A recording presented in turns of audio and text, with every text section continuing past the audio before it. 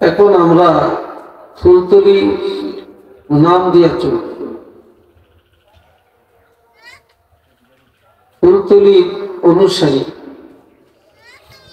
আবার দেখা যায় আমরা মাহফিলকে চাঙ্গা করার জন্য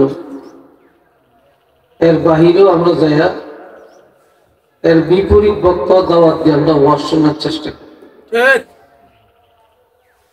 কথা বুঝে আসছি কি? অনেক জায়গায় ভাই ওয়াজ হয়, অনেক বেশি হয়, কিন্তু বর্তমানে দেখা যাইতেছে ওয়াজের পরে ওয়াজের সাথে আমাদের চরিত্রের কোনো মিল পাওয়া যায়।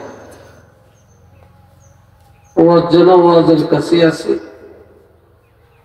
আর আমরা আমাদের জায়গায় আছি।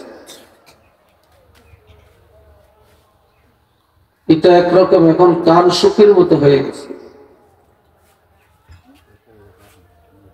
এটার মধ্যে আমাদের প্রথমেই নিয়ত থাকতে হবে, আমলের নিয়ত, ইখলাসের নিয়ত, আল্লাহকে রাজি সন্তুষ্ট করার নিয়ত, তাহলেই ওয়াজ কাজে। একজন বক্তার আলোচনা থেকে যদি আমরা শিক্ষা গ্রহণ করি, আমাদের 10 জন বক্তার ওয়াজ শুনতে হবে। আর যদি আমলই না করি তাহলে কয়েক হাজার বক্তার ওয়াজ শুনতে পাবো,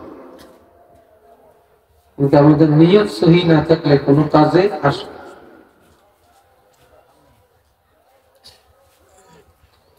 আর আরেকটা জিনিসও আমাদের লক্ষ্য রাখতে হবে,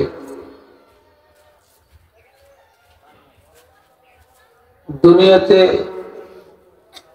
পীরের অভাব নাই, দরবারের অভাব নাই, বক্তার অভাব নাই, মুরিদের অভাব নাই, মুক্তির অভাব নাই, শায়েখের অভাব নাই, ডক্টরের অভাব। আর দুনিয়াটা এখন ফেতনারও অভাব।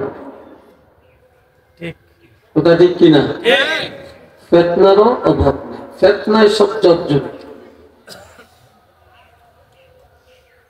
আর এই ফেতনাগুলি বেশিরভাগই উলামায়ে কেরামের। মাঠে ময়দানে যারা ওয়াজ করে ঘুরে বেড়ায় এদের ঠিক। আর এখন এমন এমন কিছু বক্তা বের হয়েছে, এখন মাহফিলে হাজার হাজার মানুষ যায়, এখন আনতে হইলেও অনেক টাফ। কিন্তু এমন কিছু কথা বলে সমাজকে এতটা বিভ্রান্ত করে যেটা ভাষায় ব্যক্ত করা যায়। এমনটা শুরু হয়েছে আজ থেকে 10 বছর আগে, এটা দেখি না, 15 বছর আগেও দেখি না, 20 বছর আগেও দেখি। আবার এখন আমরা ফুলতলি নাম দিয়ে চলি। ফুলতলি অনুসারী আবার দেখা যায় আমরা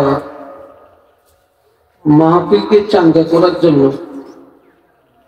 এর বাহিরেও আমরা যাইয়া এর বিপরীত বক্তা দাওয়াত দিয়ে আমরা ওয়াজ শোনার চেষ্টা করি। কথা বুঝে আসছি কি? ফুলতলির সাথে জৌনপুরের সম্পর্ক,